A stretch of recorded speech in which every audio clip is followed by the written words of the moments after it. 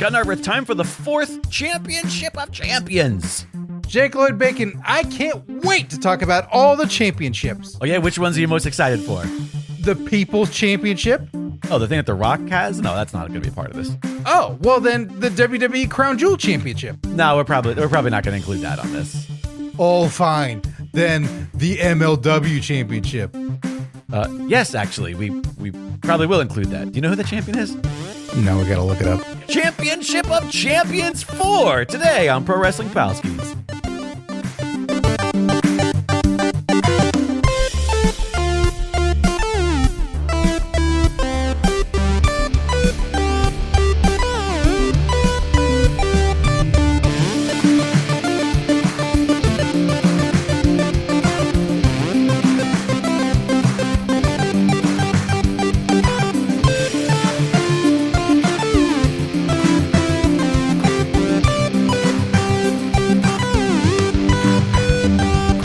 Hey, Scott Narver. That was abrupt. What was abrupt? You just were like, we're starting.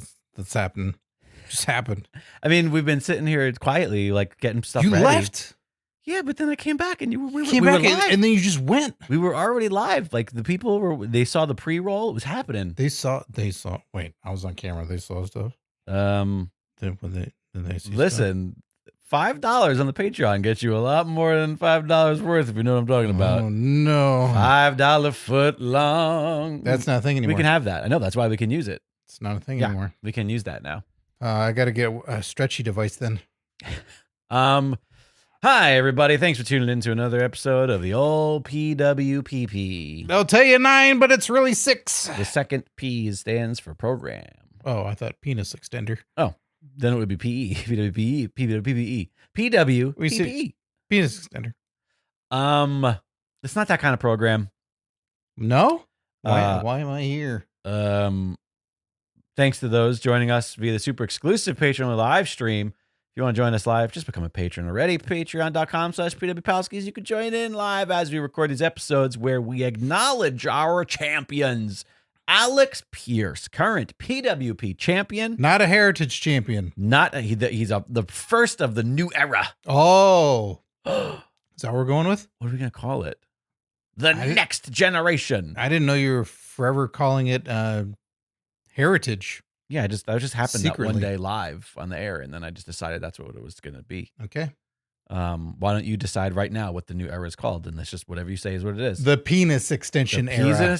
Welcome, congrats, Alex the Pierce. Tamina mumbling. Congratulations, Alex Pierce, on being the first champion of the penis extension era. Yeah. The PEE. Yeah. Oh boy, We got a hell of a show for everybody today. There it is. nailed it. Yeah. It's one of them fun, zany, silly, nerdy episodes because it is time for the 4th Champion of Championships. Annual.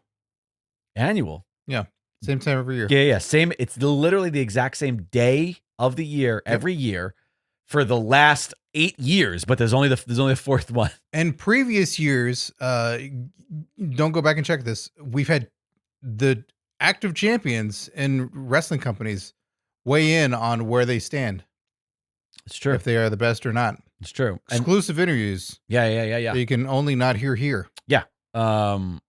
And furthermore, we've consulted the bookers of all the companies that we talk about to help us book these. And authors of books like Tyrus. Yes. And an additional thing. Mm-hmm. Yeah. All that's true. So Tyrus has been on the show.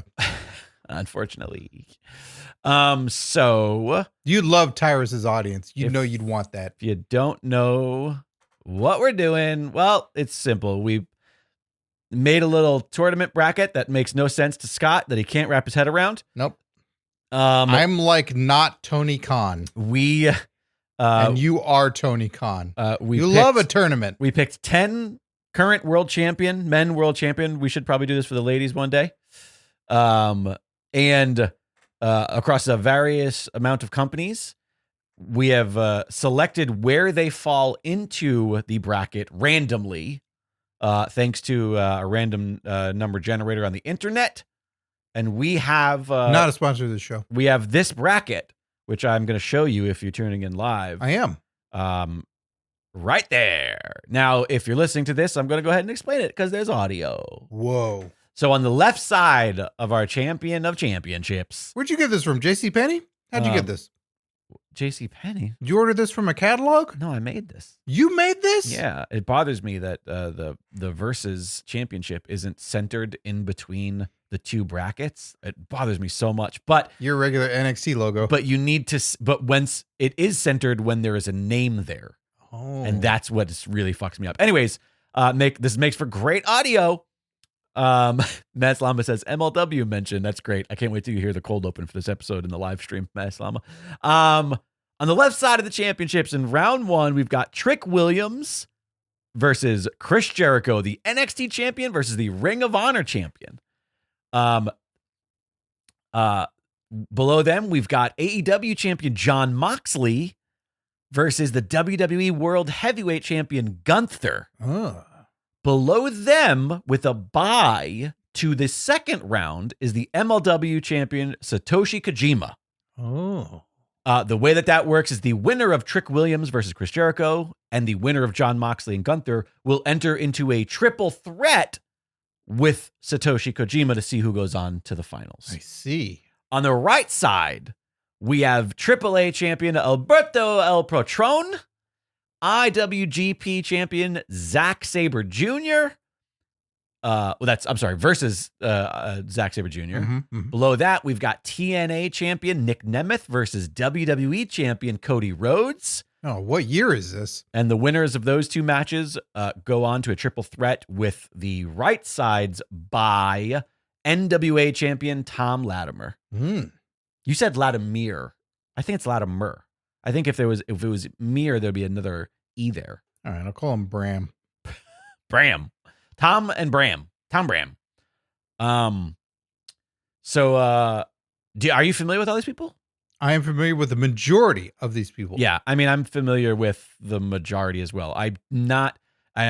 People are going to get angry at this because I know people do love him, but I don't really know Trick Williams.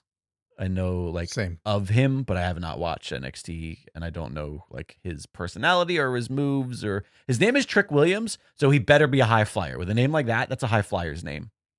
Sure. Right? Or a gambler. He does a lot of or he's just Halloween themed. When I saw him, I was like, wait, is that not Carmelo Hayes? That was my initial. Oh, I didn't know. Right. So that's his type. That actually helps me. Because now I can place sort of the archetype of the character. Athletic black guy. Yeah, but small, though. But no, I don't know anything character-wise. Got it. When I was not familiar with Carmelo Hayes and Trick Williams, I was like, wait, is that guy? So you can take that with racial undertones if you like, or just general ignorance of NXT things and pre-seeing Carmelo Hayes. Well, do we want to I forgot that I have the ability to use internet? To use internet. Maybe we should just look up our pal Trick Williams here. Trick Williams, the face right there, he looks more like a boxer. Let's see. He does. He's got he looks like a star. I'm not gonna lie. He looks like a star? Yeah. That's a great shot. That black and white shot, that promotional shot of him with the championship. Okay. All right. He's bigger than I thought he would be, scale, but I'm sure he's small, but jacked. Like us. Yeah. Well, we know our own. Here you go. Here's him next to Jey Uso so that we can have scale. All right. Okay. All right. So that gives us a little something with Trick. Oh, here's him and Punk. Let me. He's pretty big. Not a little man. He's girthy. Let me give you a little insight as to what Tim Redbeard says in the chat. Booker T is ruining Trick Williams due to Booker's words during Trick's entrance. Oh. Like a sing-along or something, maybe? Or does Booker T do the lyrics for Trick's entrance song? Oh, is it all shucky ducky quack quack kind of stuff? I believe it. I like Booker T, but I do not like him as a commentator. He drives me crazy on commentary tables. It's because I think he unintentionally undermines the talent in the ring. I don't think it's ill will. I don't think it's intentional. I think his brand of character that he does feels like he reminds me of like your boomer uncle who like asks you about something that you know you like, but pronounces the name wrong. You know? Well, I'll have you know my uncle is dead. Right. Great. Your as in like our collective your is what I was trying to get at. You have uncles. Listen, I don't. You don't have friends, okay? Like you don't have friends. I think I have friends. To clarify something for Tim Redbeard in the chat, curious to find out how those with the buy got their buy. This was all randomly generated. Yep. That Jake had put the slots of the champions all on the bracket and then assign them numbers. Yep. Random number organizer then spit it all out to where it was placed. And so he didn't choose like these guys get buys. Nope. It was completely random. The luck of the draw. Tim Redbeard's clarifying that the crowd chants "whoop that trick." In between each chant, Booker will say something like "yeah" or "what" or some grunting sound, and it's annoying. Okay. I love that. So I don't know Trick a ton. I don't know Satoshi Kojima from MLW at all. No idea. I thought you were saying it in a way of like, I don't know my ass from my elbow. Well, I don't know Satoshi Kojima from MLW. Well, one's a person and one's a company. From MLW. I get it. I definitely recognize this guy. I know I've seen him live maybe twice now. And he's an older gentleman. Yeah, he's a lot older than I thought. Oh, wait a minute. He's in his 50s. He's this guy with I've seen photos of him. I think we've looked him up on the show before, and I've talked about how he's got the world's laziest finger gun. He's doing like a finger gun the way that like Orange Cassidy does like a thumbs up. Oh, like look, he always has. So he could be in the finger gun pure collective. Yeah, those gals because that's all they do. This looks like a video game. No, I was gonna say that's not a real photo. That's a character from a video game. He's in a video game. Yeah, he's in Yakuza. Yeah, look at that. That's fun. Yeah, there's a few of them fellas that are in Yakuza. He signed to both New Japan and MLW, dual contract. Born 1970. He's 54 years old. He doesn't look it. Looks 56. Now we know how he got that bye. He's like, guys, I need applesauce. I can't wrestle 3 matches tonight. I think I like him all right. Yeah? Like from what you recall? I don't recall if he's one of those guys where I go, God, he's really beat up. He just needs some time off. But when I see him, I go, oh, yeah, like positive feelings swirl around, but nothing other than his look, nothing particularly I recall. I think he did something with Eddie Kingston when I saw that show in Vegas. Oh, I think someone on our Discord tried to get us to be familiar with him because I think he's the guy that does Bread Club. Oh, yeah, he's the one that likes bread? Yes, he really likes bread, I guess. Unless this is just him endorsing it? Endorsing the other person's Go to his Twitter. Then you'll know. I think he... I don't. That seems like a lot of work. You like Twitter. I don't. That's how you got Saudi Royal Rumble. Oh, jeez Louise. Was all your Twitters. Look at him with all that bread. Yeah, he's the bread guy. He's the bread guy. Bringing home the bread. God, I wish we could stop doing the show right now and go eat some bread. You've got a cookie. I'm close. You've got dessert bread. Why don't we get bread to sponsor this show? Just bread as a theory? Yeah. Bread as an item. Or like, would it be, I mean, it's the two of us, so it would have to be Wonder White bread. It's the only thing that would match. Dave's Killer Bread. Okay. All right. That's some solid ass bread. On the other side, Alberto El Patron, if you're not familiar, that is Alberto Del Rio, formerly in WWE. Mm-hmm. Zack Sabre Jr. I'm familiar with. Nick Nemeth, formerly Dolph Ziggler, WWE. And then Tom Latimer, also and not Cody familiar. Rhodes, formerly Stardust of WWE. Yes. And formerly just Cody in AEW. Mm. Right. And Tom Latimer, formerly Bram in TNA. Oh, okay. I am familiar with him now too. Now that I've seen the picture of Tom Latimer. Yeah, we saw him in NWA. Yes. Yep. Maybe the was fans he are with, familiar with what's her face? Yeah. What's her name? Camille. He was the one that with Camille. They're together. They're together. Yeah, they were. They have a baby. They were an item on screen. Oh, she was hanging out with Nick Aldis. Nick Aldis. Yeah. And then like he was in the group, right? But they weren't smooching and stuff. Interesting. That's their Insta. Interesting. But yeah, Thomas Latimer, you also may know from the highly regarded episode with Eddie Kingston and Tom Latimer on Your Mark, where chaos ensues. Is that the Kofi episode? Mm-hmm. Oh, I love that. Tom Latimer is the other guy sitting there who's laughing the whole time. That's the guy who's really making the bit work. Yes. Because if he wasn't there, it would have not. It would have been scary. It would have been scary. Yeah.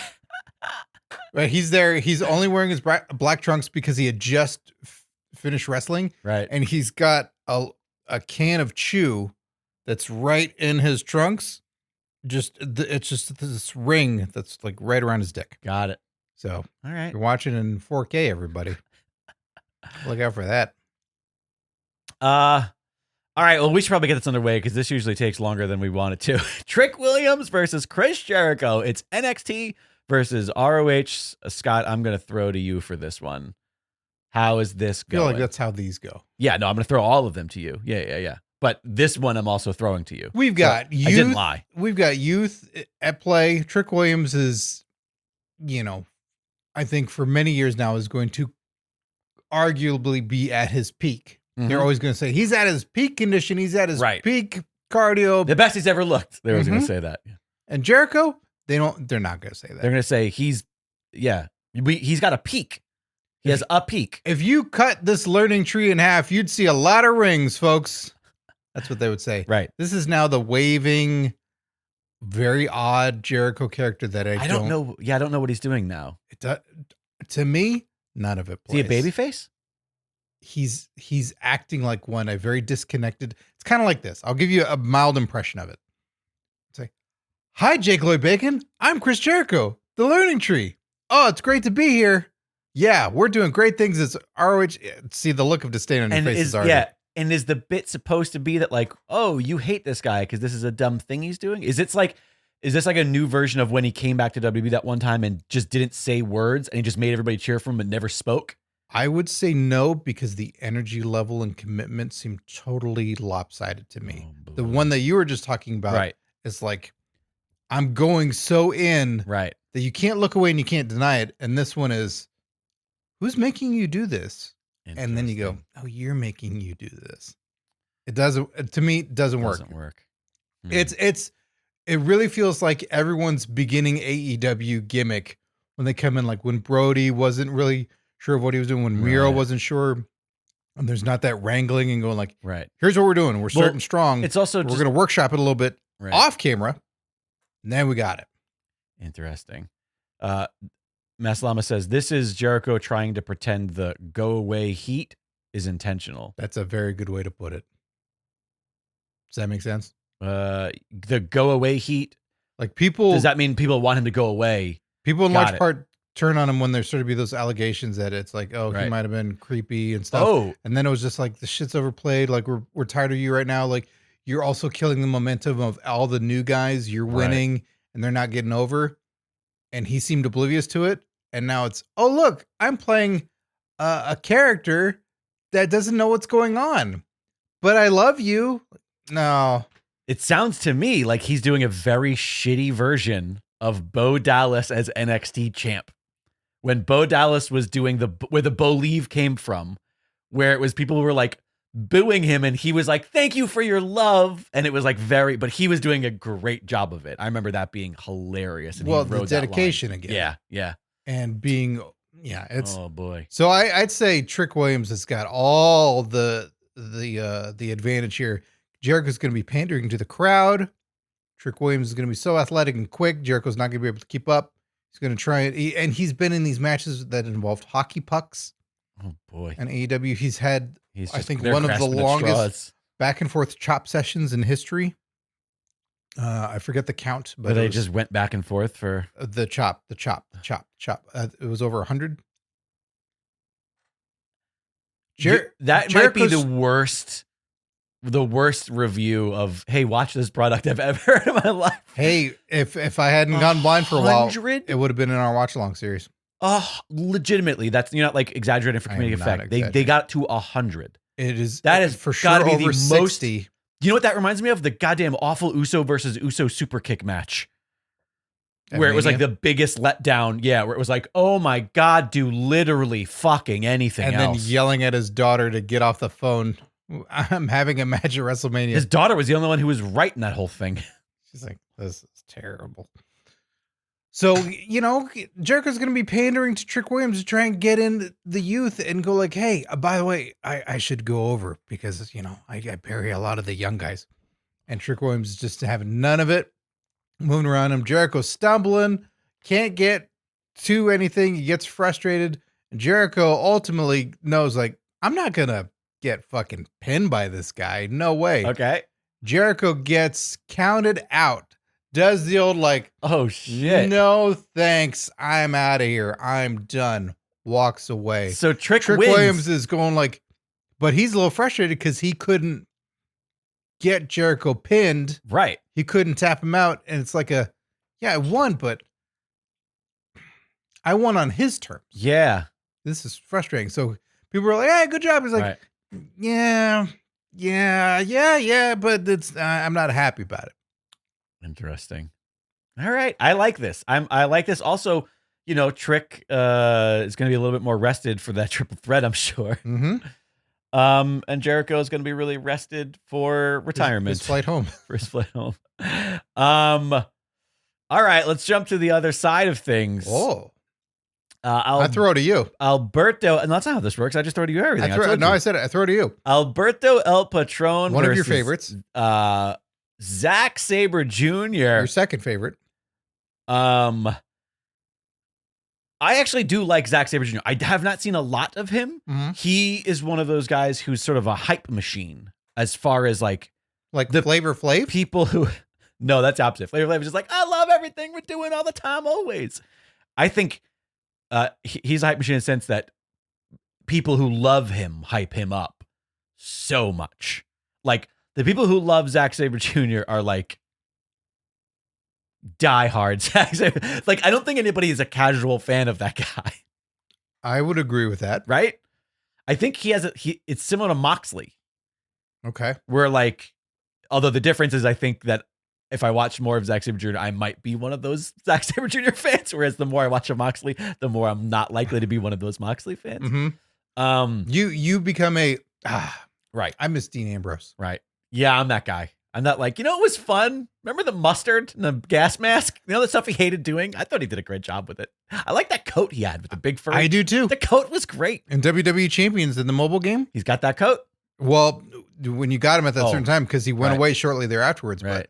But I got him and he's still there. So I remember. So honestly, I don't know what Zack Sabre Jr. is doing now, though. Do you know what Zack Sabre Jr. is doing now? He's the IWGP World Heavyweight Champion. I'm going to assume because it's him, his gimmick has never changed. His look is very different. Look at it. Look at him now. Look at his 2024. I mean, obviously he has to be because he's heavyweight champion, which I immediately kind of scoffed at. Like, what? That string bean? Is this him with the blonde, the bleach blonde? He's scrawny looking. Is this him right now? Yeah. Yeah. I mean, while I'm not a fan of this guy by any stretch of the imagination, you I've aren't. seen Okay. so far. There was one match where I was impressed by him, and I liked what I saw. To me, all of his transitional stuff in between, like he's like a Marty Scurll that anytime I've ever tuned in between wrestling and doing moves, he's tunnel focused on doing it, and there's no selling, no reacting, no in the moment. Okay. Part. That's my recollection of him in the CWC, which is sort of the most I watched him. Yeah. And I read that as kind of his style. Like he's presenting it sort of in like the old school catch as catch can thing, but maybe like he's not selling enough for the other guy. To me, it's a disconnect. It's I got to do all this stuff now, so leave me alone. I'm focused on this. But it's Malenko can do it. Right. He can cross the two worlds together where Malenko's in a fight. Right. Sure. But all the credit to he is adapting his look. He's adapting the character. He's becoming this other persona. He's not just writing who he was forever and going, no, people will get it. So much Much appreciation on that. So whether So, in ring he's different now, I can't say. That's why we throw it to you. well, that's Zack Sabre Jr. But on the other side, we have one of the greatest in-ring technicians of all time. Alberto Del Patron. Del Taco. God, Mm. I want to get some Del Taco. Should we get Del Taco for dinner? When don't you want it? That's all you get. That's not true. I like a Taco Bell too, you know.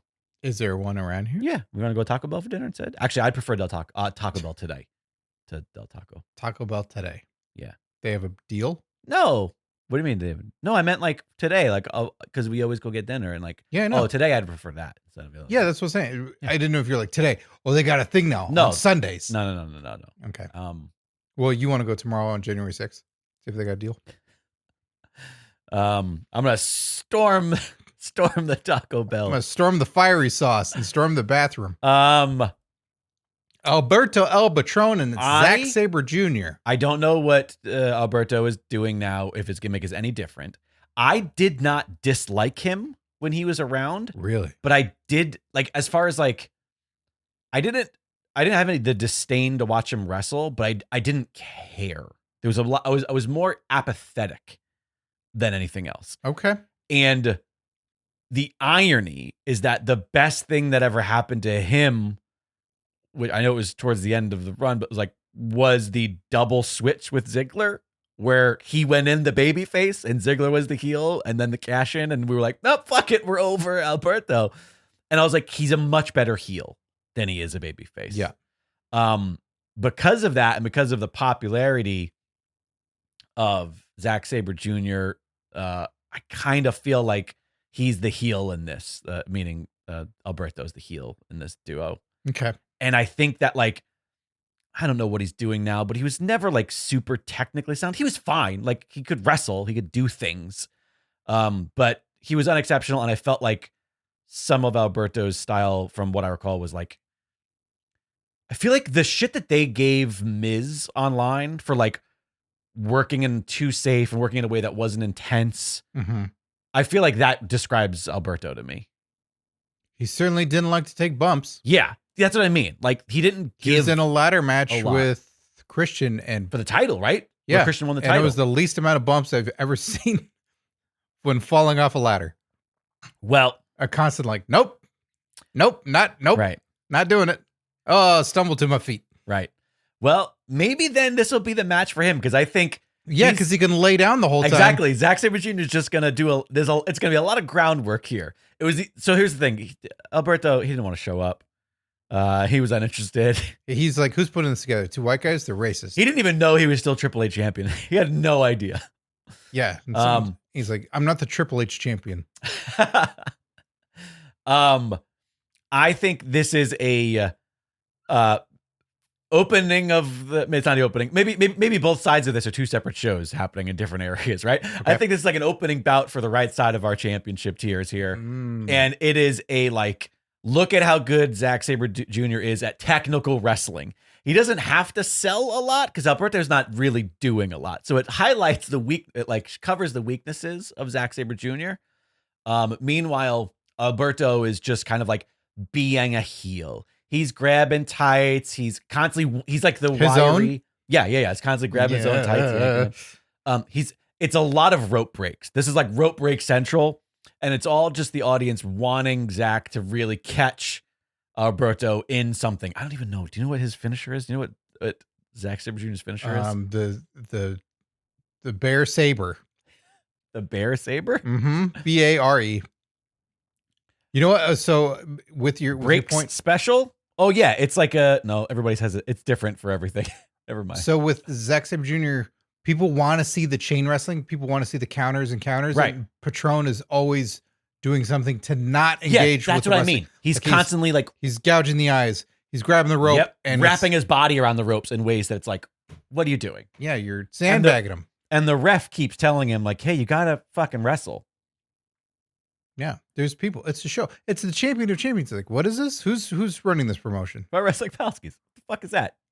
It's like, oh, I think I shook one of those guys' hands back at stage at Impact Wrestling, and don't care for him. Not a fan. Not a fan. He made eyes at my wife at the time. Oh, is that true? I didn't make eyes at her. She made eyes at me. I'm trying to find. Didn't they used And to those have eyes were, get the hell out of my way. Who the fuck are you? I feel like they used to have a thing on like a Wikipedia where it just said like in wrestling, and then it was like finishing moves. Yeah, usually that stuff's at the bottom. Yeah, I see personal life, professional wrestling style, and accomplishments, or style and persona, and there's nothing there about Maybe like, no one watches them on Wikipedia. yeah. All right. Well, whatever his finisher is, it's different every time for this, and he's just trying to catch him. Yeah. At the end of the day, he's trying to like undo turnbuckles. Patron. He's just being a general weasel. The ref has had enough of it. A general weasel. General weasel. At some point, he went to go do something with a turnbuckle. Yeah. And the ref got so annoyed that the ref did that thing where the ref kicks his hands away. Oh. Right? Yeah. He did that. Alberto goes, what the heck? And he pushes the ref, and Zack Sabre Jr. comes up behind, wraps him up in some unnameable finishing submission maneuver. Maybe he does like a surfboard, but he does that school standing. marm. Yes, he school marms him. Mm-hmm. School marms him. And Alberto is forced to tap, and Sabre advances. And the crowd blames goes the ref. And the crowd goes mild. Yeah, and afterwards he yells at the ref, and the ref goes, "You could leave now." And he goes, "Oh, is my payment? Is the payment in the back?" And they go, "Yeah." He goes, "Oh, great, this has been great." And he's like, "Oh yeah, the ref." Alberto gets angry for 3 seconds, but then eventually he no sells it like Austin Aries against Johnny Impact, whatever his name was at the time. Mm-hmm. And Zack Sabre Jr. and the IWGP title, GP. What letter did I say there? Tamina? Yeah, you said IW Tamina P. Yeah. He advances. Back on the other side of things, AEW champ. Now this might be out of all the matches on here. That's not true. I think on the next match on the other side is probably the one that I would be like actually the most excited to see. But Moxley versus Gunther. We've got the AEW champion versus WWE World Heavyweight. There would have been a time where Jericho, Trick Williams, I'd be excited to see, even though Trick Williams is sight unseen for me. Right. But clearly a prospect. Right. But sure. Gunther Moxley right now, I'd be excited to see, because if you look up Moxley currently, okay, again, the look of right now, Moxley has taken the time and has transformed his look enough. I'd say the last year or two, he's been looking burnt out. Yeah. He hasn't looked threatening. He just looks like a guy that's like, I'm the top guy. I gotta do a lot of stuff. That's not it. That's not the, that's I mean, this looks like a dude who's just tired.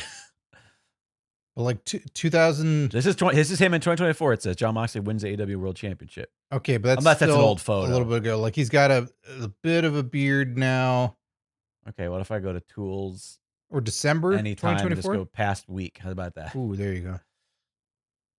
So I like the beard and the bald head. Yeah, he's got a bit more mass, and that sort of look where there's a bit of beard. He's filled out a little bit more, and he looks more deranged. Okay, and with that bit of mass, like that's older. Sure. No, I get it. But yeah, the one in the black shirt. Yeah, I mean, I can see he's a little bit. He's got some beef, and he looks more rested. Okay. Overall, all right. So he doesn't look as CM Punk eyes. Okay. Oh no, not Cope. All righty. Okay.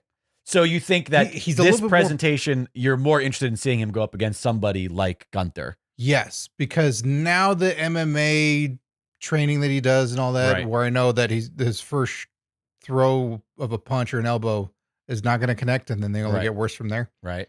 Because that's all of his matches. But at least I'll buy it going in. I'll be hyped up for it and going like, okay. Right. Because I also believe Moxley's one of those guys that his matches aren't going to be very interesting until he gets hit and woken up. Right. When he gets excited by shit like that. Right. Orton has a bit of that. Yeah, no, we've talked about how Orton's like, if a good thing happens mid-match and the crowd starts getting into it, Orton becomes the best wrestler you've ever seen. Yeah. But if for any reason things are bad, he just crumbles.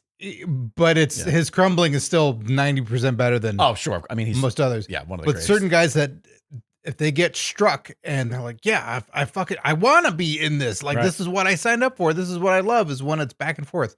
He's going to get that with Gunther. Right. That's true.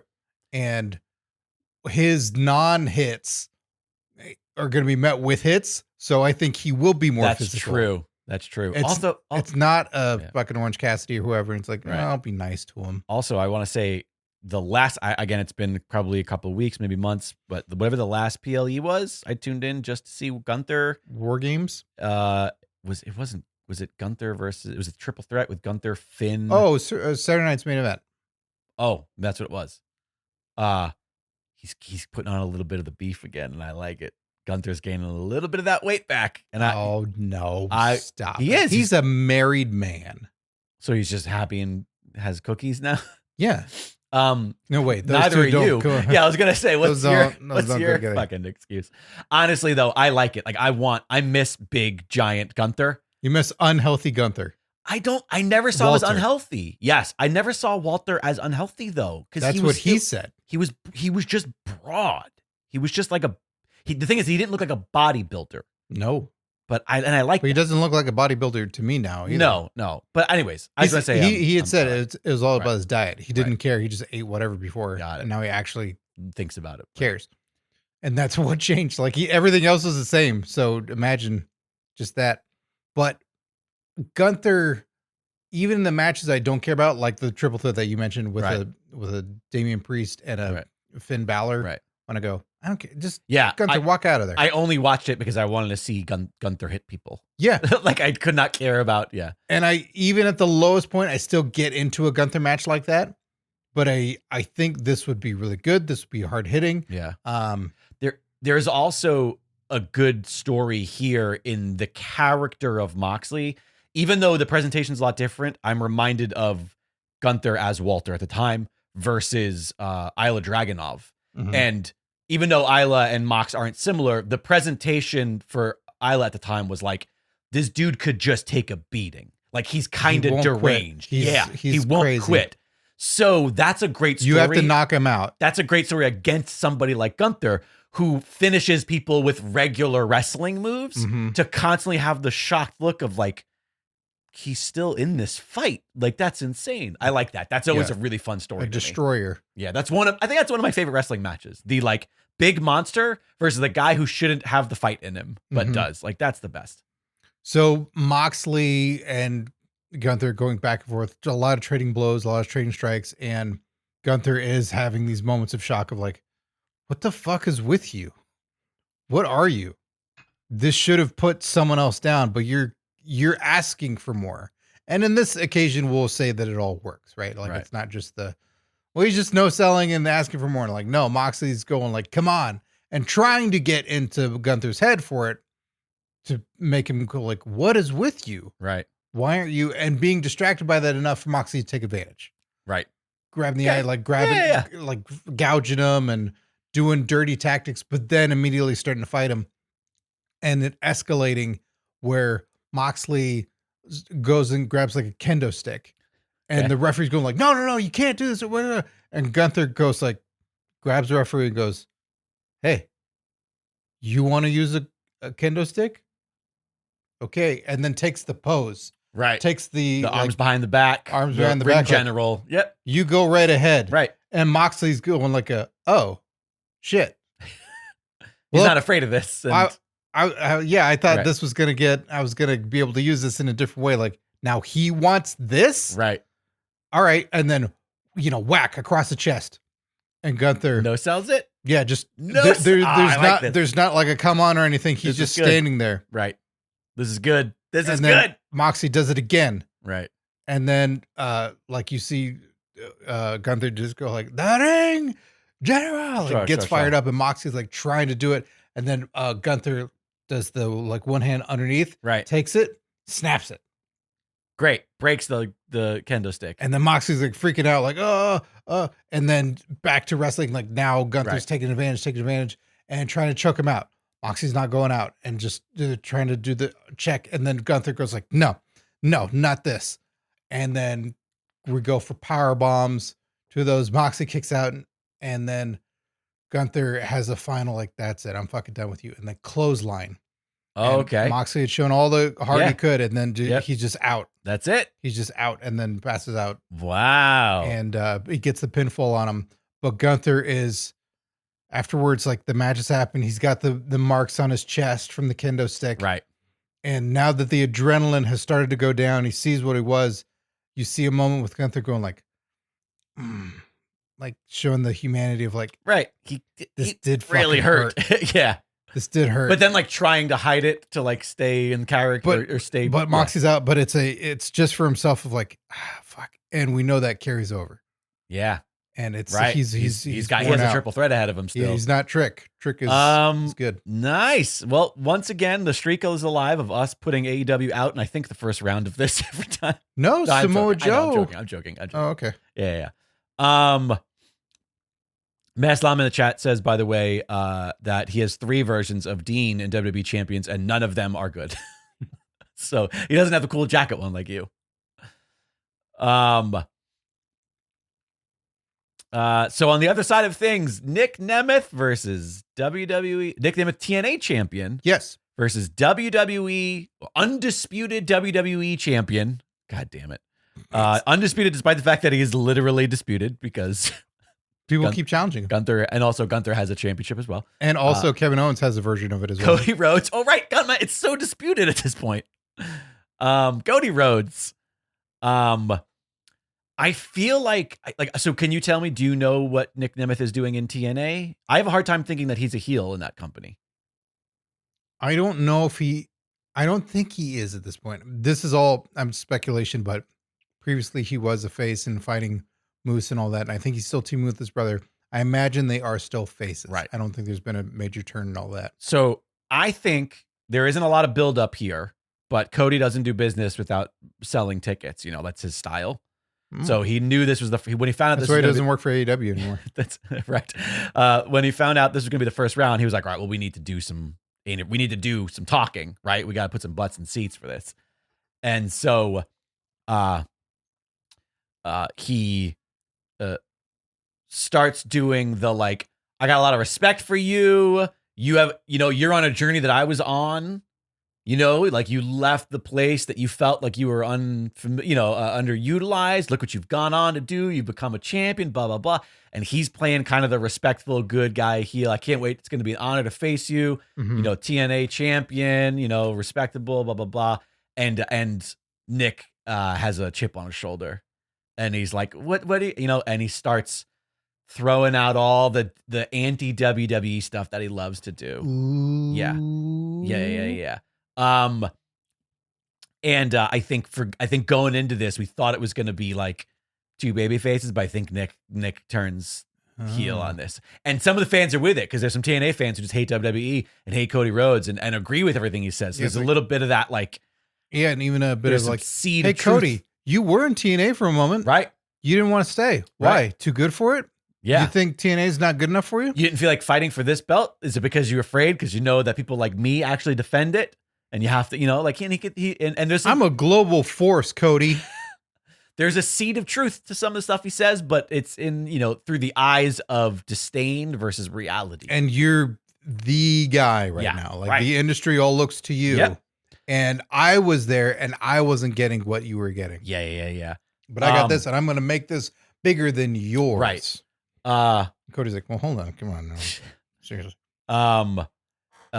And on top of that, so like there's a few of these, they go back and forth, and before the match, it builds up to, what the biggest problem is about you, Rhodes is that Rhodeye? Rhodians? Rhodean drives, is that Greedo? Is that you think that you guys are the top of the totem pole as far as wrestling families, and then here comes Nemeth Jr. Nemeth Little Nemeth. Ryan? Yeah, we're gonna call him Lil Nemeth.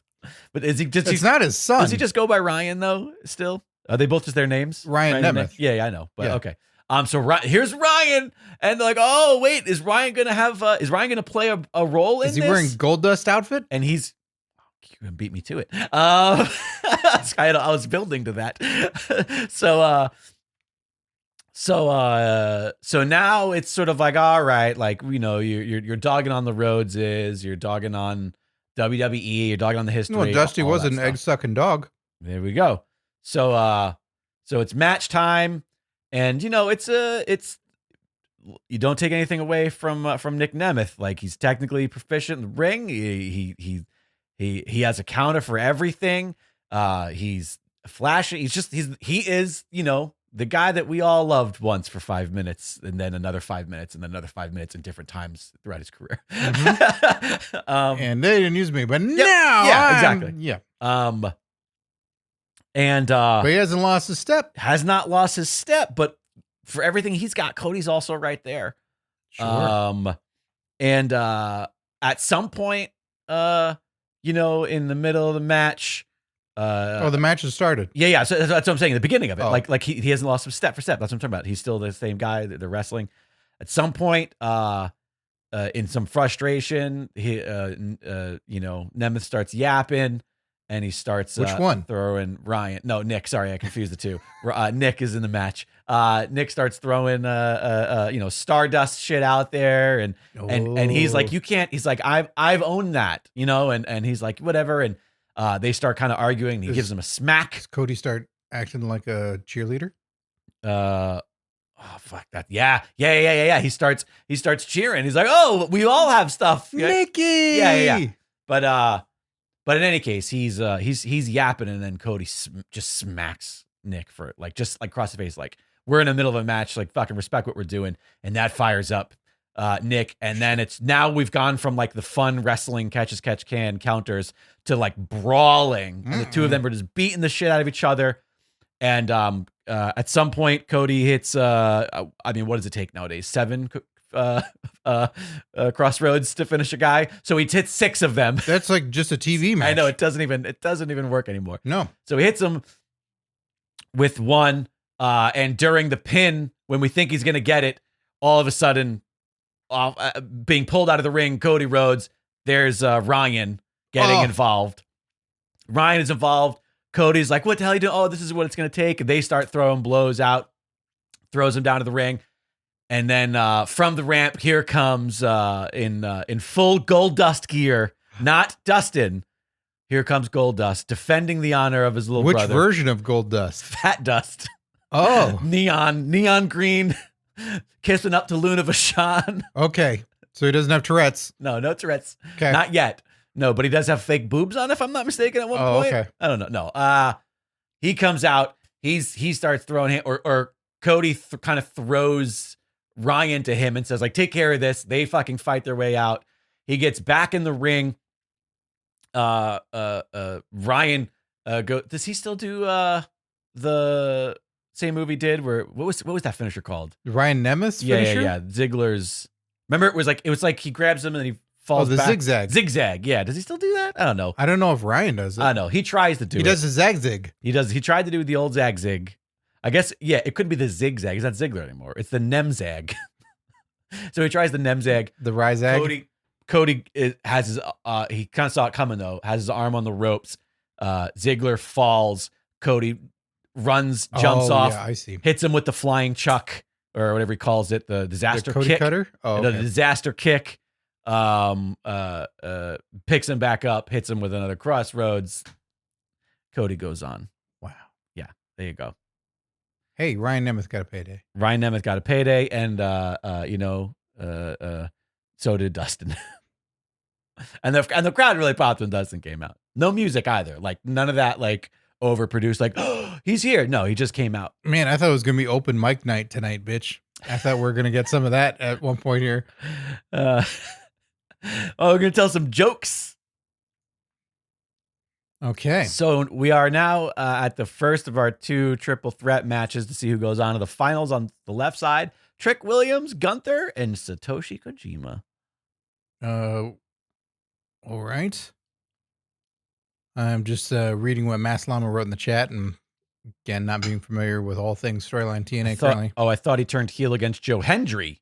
So there we go. So maybe it was a one night only thing. Who knows? Well, my booking still worked. Yeah. So we've got a triple threat. Satoshi Kojima, who's rested, but first match when they cut to him for a pre-interview, loaded up on bread. So many empty bags of bread. And he's like, wait, that's now? Oh, okay. And he's like doing a little cardio backstage, and he's like, oh. By the way, speaking of Matt Slama, he did say earlier, but we moved on it and want to derail us too much, but I'm going to go back to it. When we pulled up that he was a bread guy, and he said, oh, that explains why people threw toast in the ring when he won the tag belts. And I guess he was just confused at why they were throwing toast at him. Yeah, I mean, that if you don't know, that would certainly be, if I were watching and be like, I thought it what was the fuck just is that something. happening? It was just something lost in translation where they told the audience like, "Oh yeah, we're gonna toast him when he wins." Mm-hmm. Like, "Oh, what do you mean?" I guess that means you throw toast. He said, I'll butter your bread, everybody. And everyone's There like, we what does go. that mean? Well, here's our bread. Butter it. So he's breaded up. He's overly breaded. He did not have the timing right of when this match would be. And he's not doing okay. Gunther's he's being iced on his chest, and then Trick Williams is still like a little frustrated, and he's like checking his phone and doing this, and then the interviewer of oh, if I could pull the fucking name right now, it'd be funny, but I can't, so I have to go with somebody else. Alex Marvez is backstage. Oh shit, Alex Marvez. Going, oh, Trick Williams, can I talk to you about who's text messaging you? He says, Jericho. Keeps saying like, you didn't beat me. You didn't beat me. Because you left. He's like, he's blowing on my phone. Right. And it's like, you got a match. So everybody's got a little something going on. Kojima's too much bread. Gunther. Bruised as shit from Moxley's canes to the chest. Yeah. And Trick Williams, mind games being played. They all go out. They're all squaring up. And Gunther's looking at Kojima very confused. He's not been watching the show. It doesn't know that he's eaten far too much bread. Oh no. And Kojima just rolls out, and then Trick Williams starts going after Gunther. Just immediately trying to take out the big dog in the fight right away. Right. It's prison style, you know? Sure. Gotta take out the big gun. So he's going, and Kojima is like slowly doing laps and like doing the sides. And Lawler's there as a special guest. He's ringside. Lawler? And he's like, let me have your crown. And he's like, no. I know about this. Again. No. Not again. Fool me once. And Kojima's just like doing slow laps around the ring, going like, oh. And the ref's like, you got to get back in here. Meanwhile, Trick is just trying to take on Gunther, but it's a little back and forth. And, right. But he's overall getting the advantage on Gunther because he's just so fast. And Kojima's like, okay, I got this. Goes in the ring, and immediately both guys turn to him. And then it's one of those, like you'd see it in the, like Ricky the Dragon Steamboat would do this a lot when it was they run off the ropes.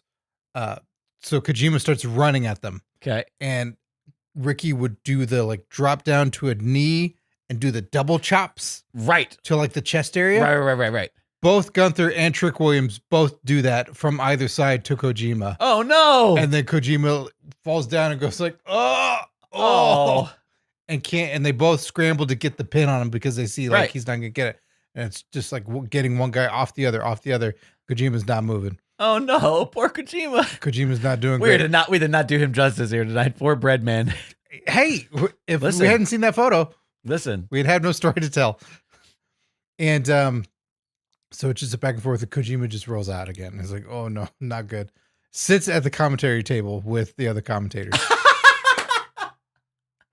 And the ref is just like, he's like, it's triple threat. Sure, yeah. There are rules that are implied, but what can I do? No count outs, I guess. Yeah. He's like, you're there. So if you want to potentially lose, you can lose. So back and forth.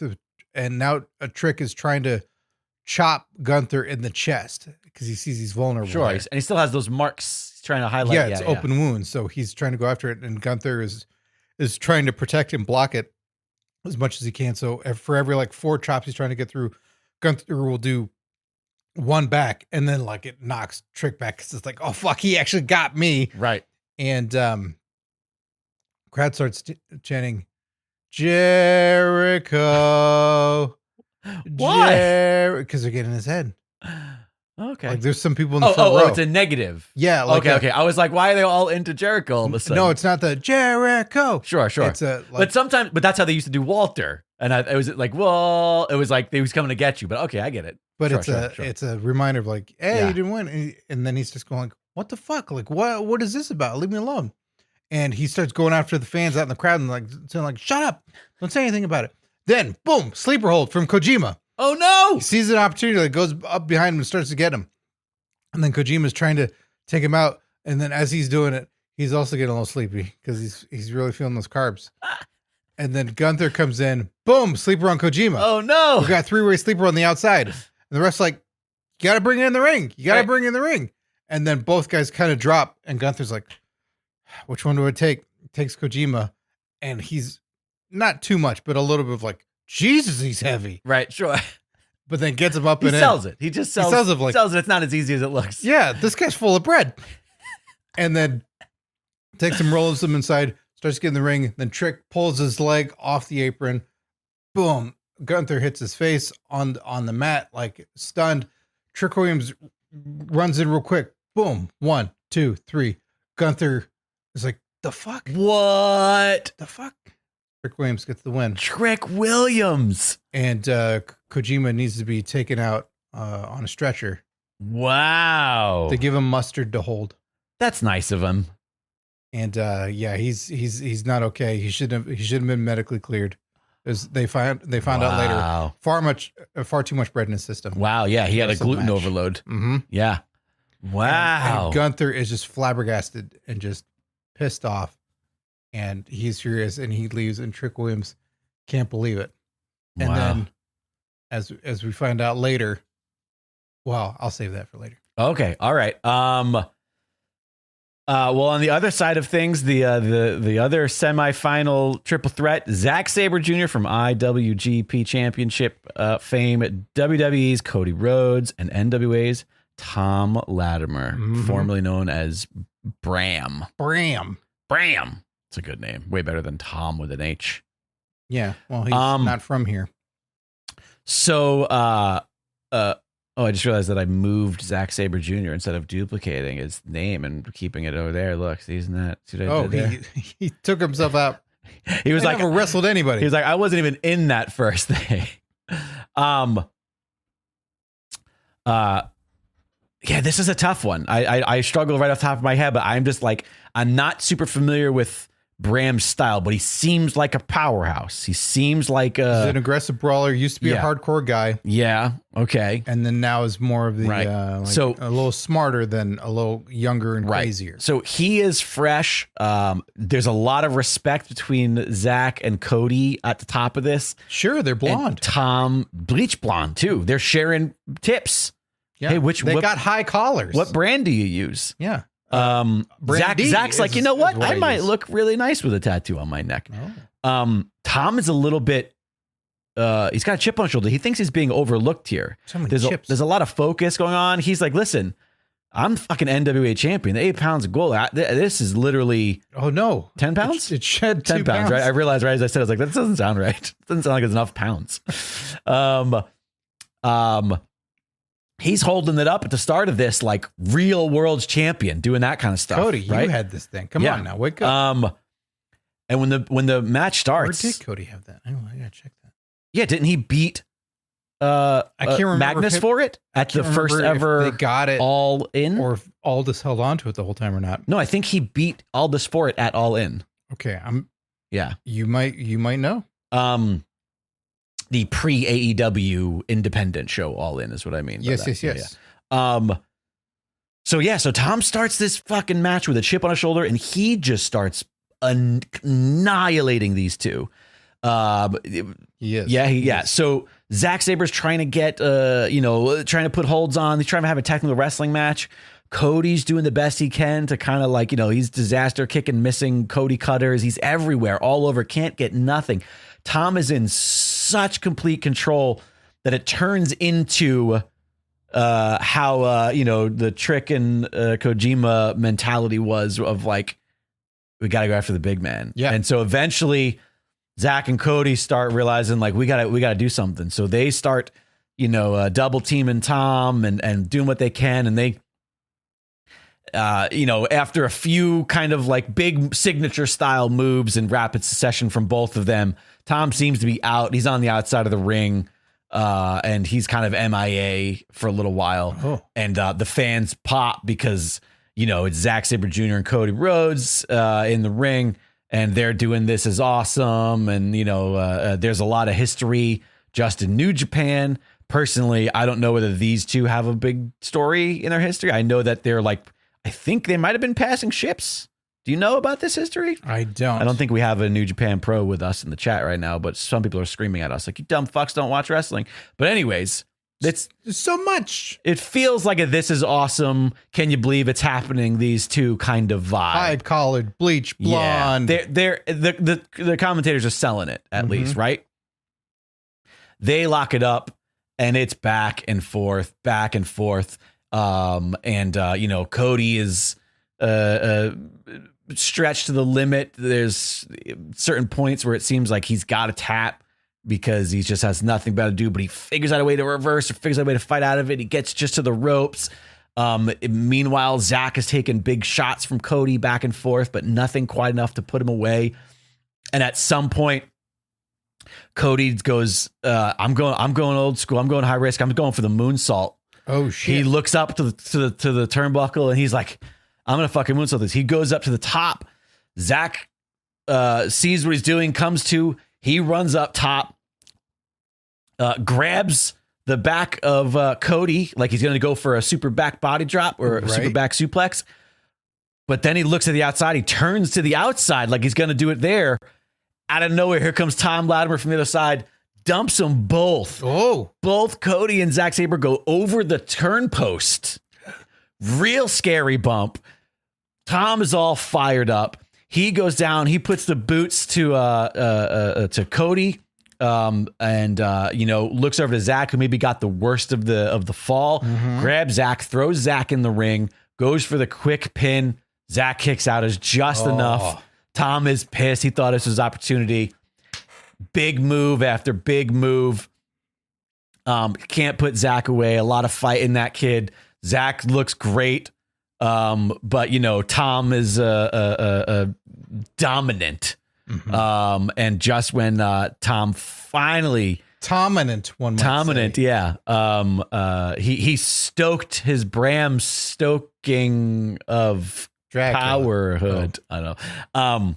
Just when it seems like he's done just enough to put away Zack Sabre Jr. for the 3, Cody comes from seemingly out of nowhere, finally grabs him straight up out of a pin right into Crossroads, hits him with one, hits him with a second, hangs onto it because, again, it doesn't work anymore. Cody takes the victory. Everybody comes out looking pretty good. Cody maybe just a little bit more ring smart than the other two gentlemen. And he pinned Latimer? He pins Latimer for the victory. Okay. Yes. Okay. And there is our final. It's WWE Undisputed-ish versus NXT's Trick Williams. Okay. Do we usually leave it here? I don't remember if we usually decide who wins. No? Okay, I don't remember how this works. We've done this annually, though. Everybody should know. Every year. Same time of year. Yeah, same time of year every year. And there with special guests. Trick Williams versus Cody Rhodes to see who is the champion of championships. And Cody has no time to rest. It's like he's been given a bottle of water and a towel and just like even though I did some time. Even though I did set up that maybe these are two separate shows, they were at the same night, and now they both go to a different third arena. Right, everything folds in, and the audience just kind of flows down. Yeah. And then a dome. Scott Narver, I'm going to leave the finals up to you, just because we went in order, back and forth. So Cody's getting the bottle of water, he's getting a towel, and just like, okay, you have a few minutes. We're getting Trick Williams out here. Brandy's there, DDP is there. Brandy's there, and they're asking her, could you do the ring announcing for the last thing? She's like, no, Pharaoh. I don't want to do that anymore. Pharaoh is giving him licks on the face, trying to wake him up. Yeah, the whole family. And Pharaoh, it was supposed to be the last tour. He wasn't supposed to do it anymore. Well, technically, this wasn't a tour. This is a one-off. Right. Yeah. Arn Anderson's there. He's like, you want a gun? You want to shoot him? You want to shoot this guy? And he's like, that's racial overtones, dude. We can't shoot the guy. And so they're announcing Cody, and he's just doing like I got to recuperate everybody, but just a way of like, yeah, I'm getting ready to go. And then they're announcing Trick Williams, and he's not coming out. Oh, Trick Williams, and you see him like in Gorilla again, looking at his phone, like, man, come on, what is this? What is this? And then gets all pissed off and like throws his phone in the ground. And Alex Marvez is there on the scene and going like, can I talk to you? What is it? And he's like, get away from me, man, and gives him like a little shove, but Alex Marvez can't handle it. A total train wreck, technically. Sure. Because they were like had a moment to go to, and production wise, it's one of those, it makes my botchmania. Like he falls over, knocks on the cameraman. None of that was supposed to happen. He was just supposed to back up a little bit. Trick starts to go out, and then they pick up the shot a little bit later where Alex Marvez, clearly like with a dislocated shoulder, holding up the phone, and it's Jericho texting him. Oh, no, it's still saying, "You beat the bread guy." So Trick is just, but he just calls him Bread. You beat Bread? Yeah. Like it's his name. Yeah. You beat Bread. And so Trick is just not having it, not doing it. And so he's coming out, and then Cody's getting ready, and then gets in the ring and does like, all right, let's shake on it, buddy. And Excalibur on commentary is quick to go like, oh, the Ring of Honor champion, they shake hands. So that's clearly what Trick Williams is thinking of right now with a handshake. He's thinking of Chris Jericho, and overly explaining this thing. And Trick just does like a, slap away of the hand. Right. Like, not doing come that. on, man. And then shoves Cody a little bit. And Cody's like, I thought this was going to be respectful. Cool. And then immediately tries to go for a crossroads. And then Trick, going to make the kid pay kind of stuff. Yeah. Like, I'll show you, kid. And then Trick gets out of it, and then is real pissed of like a look of like, you think I'm just a one move and done? Like you could just get me like that? No. And so now they're doing the grinding nose to nose, like getting in each other's face and like talking major trash. Yeah. Like this went from being civil to just being pretty personal. They are pissed off and they are going to fight. And they're both exhausted. There's like emotions are high. Yeah, no. So they just start brawling. This is not the technical anything or respectful match at all. No. It's just turning into a brawl. They're wrestling on the outside. They're just throwing each other in barricades. And it's about a constant like, well, I'm going to hurt you now. Right. Yeah. And it is just, it's a melee. Like they don't go through the announce table. It's more about fucking it up and fucking up things around it. Sure. Like they're grabbing for the bell. Yeah, like I get it. Yeah. Something happens and it gets flown off. Well, also because they don't want to get necessarily disqualified because it is right. I don't think this is no DQ. So it's not about like using a weapon, but it's like, I can still drop you on the barricade. I can still hit you on the corner of the table, like throw you into the stairs, things that aren't necessarily and I'm going to grab this bell and I'm going to wreck you with it. And then a like stopping of it and the bell goes off somewhere else. And the timekeeper's like, God damn it. The bell's over there. Papers go flying off of the desk. Right. Things get thrown out. If there's a fan on there, there's drinks, like they're throwing them at each other. All stuff that is frowned upon, but it's not a disqualifying move. But they go to that place where they try to do it. The ref occasionally stops them, and there's just more. It's just turning into mayhem, and the crowd's getting more and more into it. Like, this is awesome. Yeah. Because they can't believe how crazy these guys are. Sure, yeah. It's unexpected from what. And it's like, there's people going like, let's go Cody, let's go Trick. Yeah, sure. Yeah. And so they're just going back and forth. And the ref's like, get in the ring. And they're not having it. And the ref takes a microphone because this is going on not aggressively long, but it's, we're past 5 minutes. Right. And the referee gets on the microphone. It says like, stop it right now. If you do not get in the ring in the next few minutes, you will both be fined. He still gave him a few minutes, though. Oh, sorry. If you do not get in 5 the ring, seconds, 10 seconds. In the next 5 seconds, you will be fined $10,000 each. Right. And you will not be eligible to participate in any further championship of champions. Yeah. Chips. And they look and it's a kind of a check of like, all right.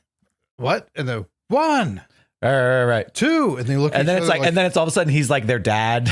And it's like, all right. They get in, and then the ref is like, Jesus Christ, gets in the ring and goes like, all right, go. Right, and then boom, they're right back out of brawling again, and just now in the ring and just fighting, and it's quick. They're going for power moves now. They're going for finishers. And it's just a moment of Cody goes for the Cody cutter. Okay. Trick backs out of the way. Cody lands. And it's like, oh, fuck. Well, whatever Trick Williams' finisher is. Sure, yeah. We're not familiar enough. Ignorant to it. But whatever that is, he's going up for it. and doing it, and has a moment where he's like, I got this. And then has a quick moment of like, you can see him kind of shaking off something in his head. And it's a clear, like Jericho's in his head, and he brushes it off like, damn it, don't think about that. Right. And Cody in that moment, boom, gets like reverses, gets him crossroads, one of them. And then quick cover, 1, 2, 3. Really, Cody's just relieved, right, and just like falls on his back, and Trick is out and slowly getting up and groggy and figuring out like what happened, and then like fuck, and pounding the mat, upset, and Cody's just still out, and celebratory congratulations and everything, and Cody gets up, and Trick is the first to look at him and be like, and puts the hand out. Yeah, good job. Like everything got the best of me. Sure. And it ends with my own worst enemy. And Cody's like, all right. And on commentary, like, this is what it's all about right here. This is the champion of championships at its finest. And Cody's, going like, you're good, but soon you'll be the guy. And yeah, Cody, there you have it. Cody walks away with the whole thing, but Trick had it. There you have it. The 2025 champ. Yeah, is that what year it is? I forgot. Got his stomach pumped. Oh, that's nice. That was really good. I'm glad. And whatever happened to Jericho? He ran out of minutes and he couldn't text anymore. Yeah, so much texting. I don't know why he's still on that plan. He was having bubbly, and another AEW championship that was in his car got stolen. Well, there you have it. Cody Rhodes takes home the 2025 championship of the champion of championships. Yeah, whatever the name, it keeps changing. Yeah, that's the point. That's the bit. Yep. Well, this was fun and silly, and I hope you guys enjoyed it. I sure did. Scott Narver, did you know that we have a Patreon? And if you go to patreon.com/PWPalskis for just $5 a month, you get access to literally everything. What is everything? Everything that has ever been involved in our Patreon from the time that we started it years ago at this point. So there's videos, there's stuff from wrestling shows. There's our watch along series that's on there. There's some goofy stuff that Jake and I have done in addition as well. But our watch along series that is now available to watch on video. So if the match, you don't want to sync up your TV or anything like that with an additional thing and listen to it, it's all there. It's all in one. So you can watch it in real time as we're watching the match. You also get to pick a match if you're the winner of the Battle Royal. There's all kinds of perks and stuff, but you get hours and hours and hours of access to our entire catalog that is on our Patreon. I was trying to see if there's a way that like you could search for something and just see the numbers of how much stuff, because we haven't done that in a while where we've said how many actual features there are. But there's hundreds and hundreds of things to go enjoy there on ye old Patreon, all for just $5 a month. And also that $5 gets you an entry into the monthly PWP Championship Battle Royal. Current PWP champ Alex Pierce will defend that title on the first episode of February. The way that those entries work is if you do happen to up your patronage to more than $5, every $5 additional gets you another entry into that championship. So you can increase your odds, just like any raffle, increase your odds by the more $5 increments that you do there. That'll do it for the program this week. Find us on all the socials at PW Palskis. Head on over to pwpalskis.com. There you can also find a link to the shop. Get yourself some sweet PWP merch, like this beautiful hat that I'm wearing right now. Very cozy, very stylish, fits very well. And there's also flat build hats. There's hoodies, t-shirts, phone cases, mugs, a ton of really great stuff over there. Your merch. We talk about merch all the time, but we don't necessarily emphasize how important it is. Not only is merch good because it helps the show, because we make a few bucks, but we turn you into a billboard. Yeah, when you rep merch and you're around your friends and they go, what the hell is that hat? What's PWP? And then you tell them, maybe they go, oh, this guy likes something enough to wear a hat. Maybe I should check it out. Yeah. Or a shirt or a phone case or anything. They also make great gifts, even for people who maybe don't listen to the show but are wrestling fans. If you get someone a Hey Oates shirt, even if they don't listen to the show, they're going to go, I get it. That's funny. Or people that like hot dogs. Yeah, hot dog mania. Yeah, they're like, oh, that's that old guy who can't tear a shirt. He's a hot dog. So please considering snagging some merch over at pwpalskis.com. You can find the link to the Discord there as well. Great place to hang out. Watch live events with the rest of us all hanging out there, watching the PLEs. And I'm looking forward to Raw on Netflix being present in the Discord for those. That'll be fun because I haven't watched live television, non-PLE, in years because I haven't had access to it. So now that I have access to see it live with everybody, I'm really looking forward to being in the Discords for those nights. He's not going to be there. No, wait, they will. I will. I mean, I'll have my phone on me while I'm watching it, and so therefore I will see the notifications. But before we get out of here, we do have one more task, Scott and Irvin, that is to thank our current Patreon Palskis. I have 2 tasks. I'm going to do that, and then I got to plug. Oh, he's plugging. So thank you to all of our current Patreon Palskis, AJ0314, Alex Pierce, the current PWP champ, Andrea Beeler, Gilbert Short, Mass Lama, Matt Storm, Mexican Stallion, Michael Beltran, Mike Lucas, Suicide, Tim Redbeard, Tom Hader, and Tony Griggs. Thanks. Thanks. I was going to say thanks to each and every one of you for your continued support of the program. What else do you have to plug, Scotty? I got to plug that I was in some videos of pro wrestling writers' rooms in the 90s were crazy. So these are videos you can see online. They involve Shane Hartline in front of the show. And they were constructed by him and his buddy Max. And it's me, Leroy Patterson, pro wrestler and comedian and other gentlemen as well, that are all showing the madcap antics of a wrestling room in the 90s. And the borderline offensive material and craziness that point out the absurdity that was storylines. Imagining what the WWE writers' room was like during the Attitude Era. Yes. Yeah. Really, really, really funny stuff. I've thoroughly enjoyed those videos. The only thing a minute long. Yeah, that's the only thing I don't like about them. I'm always like, more. No, keep going. I want another 10 minutes of this. You can see like the origins of Suck It and DX. That was a great one. The explanation of Mae Young being involved with Mark Henry. By the time that this releases, the Eugene storyline and how that came to be. Oh, so, I haven't seen that one yet. I'm excited for that. So they're fun. Yeah, they're fun. So those are on social media. Certainly at Shane Hartline. You can find them on my stuff as well. At Scott Narver, Instagram, TikTok, Twitter, all that shit. So if you need it, I post it in the Discord every so often. So they're fun. Check them out. They'll make sure I never work for a wrestling company ever. Well, there you go. Thanks again for joining us, everybody. We will see you next week. We hope you had a blast. It's always so much fun to hang out with you, the Pro Wrestling Palskis. Internet! I'm Coy Jandro, a Bostonian who loves pop culture, comic books, and people. And I host Coycast. It's a podcast about all those things. If it fits in on a con floor, we talk about it on Coycast. Myself and producer Jake do previews, reviews, deep dives, and tinfoil hat theories about everything from movies, TV, and the comic books themselves. I also like to dish out comic recommendations from my 100-plus pull list a week so you know what's best to buy. So join us, True Believer, on Coycast.com or wherever you're listening to this podcast right now.